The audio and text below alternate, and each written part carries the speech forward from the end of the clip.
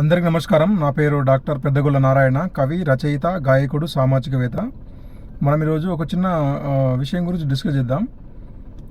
మనము ఎప్పుడైనా చిన్న చిన్న ఫంక్షన్స్ కానీ, పెళ్ళిళ్ళకి కానీ, లేకపోతే పెద్ద పెద్ద దావత్లకు కానీ వెళ్తుంటాం కదా. మనం అక్కడ గమనిస్తుంటాం అనమాట. చాలా ఐటమ్స్ పెట్టి ఉంటాయి అక్కడ. చాలా ఐటమ్స్ మనము తినడానికి పెట్టి ఉంటారు. సో చాలామంది ఏమంటే మనకు ఎంత అవసరం ఉంటో అంత భోజనం పెట్టుకోకుండా అన్ని ఐటమ్స్ గిన్నెలు నింపేసుకొని కొంత తినేసి మిగిలింది పడేస్తారనమాట.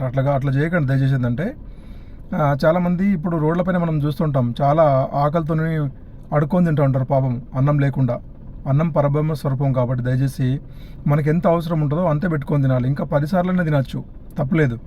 ఇప్పుడు 20 ఐటమ్స్ ఉన్నాయనుకోండి, 20 ఐటమ్స్ పెట్టుకుంటాం, మనం పెట్టేసుకొని అన్ని ఖరాబ్ చేసి పడేస్తుంటాం. అట్లా కాకుండా మీరు చూడండి, అక్కడ ప్లేట్లు పడేస్తుంటారు కదా, అక్కడ చూడండి అక్కడ ఎంత అన్నం వేస్ట్ చేస్తుంటాం, ఎన్ని పదార్థాలు వేస్ట్ చేస్తుంటాం.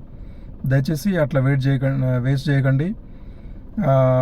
మనం ఎంత అవసరం ఉంటుందో అది తీసుకుంటే ఇంకా మిగిలినటువంటి ఏదైతే ఉంటుందో ఇంకా వేరే వాళ్ళు తినడానికి అవకాశం ఉంటుంది.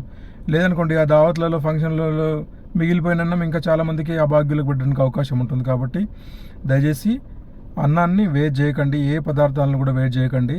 దయచేసి మీకు అందరికీ కోరుకుంటున్నాను. చాలామంది నేను గమనిస్తున్నాం, అంటే సొసైటీలో మనం గమనిస్తూ ఉంటాం, ఎంత అవసరం ఉంటుందో అంత అన్నం పెట్టుకుంటే, అన్ని పదార్థాలు పెట్టుకుంటే చాలా మంచిది అనేటువంటిది నా అభిప్రాయం.